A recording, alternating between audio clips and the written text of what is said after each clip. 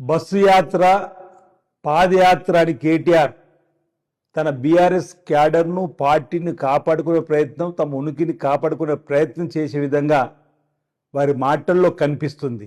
చేతుల్లో మాత్రం ఎక్కడా ప్రజల పక్షాన నిలబడేటువంటి పరిస్థితి లేనటువంటి సందర్భంలో కేసీఆర్ గారు బస్సు యాత్ర చేసినా, మీరు పాదయాత్ర చేసినా, హరీష్ రావు గారు మరో యాత్ర మోకాల యాత్ర ద్వారా మీరు ప్రజలలో మొదలుపెట్టిన మీ యాత్రలు ప్రజలు మిమ్మల్ని ఎవరు కూడా నమ్మే పరిస్థితి లేనటువంటి సందర్భాన్ని ఒకసారి గుర్తు చేసుకోమని చెప్తూ, అధికారం ఉన్నప్పుడు కేసీఆర్ గారు బస్సు యాత్ర అని చెప్పని ప్రజల్లోకి వస్తామని చెప్పి రానటువంటి సందర్భం, మీరు అధికారం ఉన్నప్పుడు హెలికాప్టర్లు, బెంజీ కార్లు, ఫామ్ హౌజులు, విల్లాలలో ఉన్నటువంటి మీ రాజభోగాన్ని ప్రజలు గుర్తించే మీ కర్రు కాల్చి వాత పెడితే ఈ రోజు ఎక్కడ మీరు ఉన్నారో గుర్తుంచుకోమని చెప్తా ఉన్నాం. మీరు ఇందిరమ్మ రాజ్యం ప్రజాపాలనలో ఓవైపు అభివృద్ధి, ఓవైపు సంక్షేమం జరుగుతున్నటువంటి వేళ ముందు మీ తండ్రి గారిని ఫామ్ హౌస్ నుంచి బయటకు తీసుకొచ్చే ప్రయత్నం చేయి. ప్రతిపక్ష నేతగా ఈరోజు ఈ ప్రభుత్వానికి సూచనలు సలహాలు ఇవ్వాల్సింది పోయి, అధికారంలో ఉన్న రోజు ఆ 10 ఏళ్ళు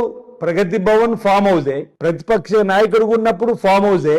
ఈరోజు అసలు మీరు ఎందుకోసం ఈ పాదయాత్ర, ఎందుకోసం ఈ బస్సు యాత్ర అని చెప్పని ప్రజలు మిమ్మల్ని అడిగేటువంటి సందర్భంలో ప్రజల పక్షాన్ని నిలబడేటువంటి అర్హతనే లేనటువంటి మీరు ఈరోజు చిట్ చాట్ పేరిట ఫ్రస్ట్రేషన్లో మాట్లాడే మాటలు, కాంగ్రెస్ పార్టీకి 3వ స్థానం వస్తుంది వచ్చే ఎన్నికలనే మాట చెప్తుంది. అసలు ఇప్పుడు మీ గుండు సిన్న ఇచ్చిన ప్రజలు అదెందుకు మీరు గుర్తించుకుంటున్నారు అంటున్నా. తెలంగాణలో ఉన్నటువంటి ప్రజలు విజ్ఞులు.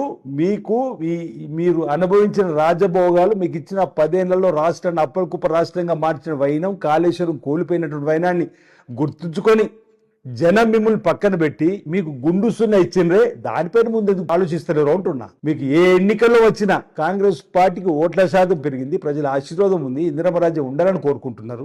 మరో మాట అన్నాడు, బీజేపీతోనే మాకు పోటీ అని.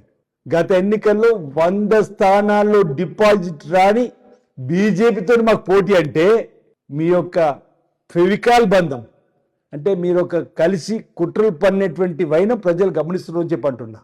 మీరు కలిసి వచ్చిన బీజేపీ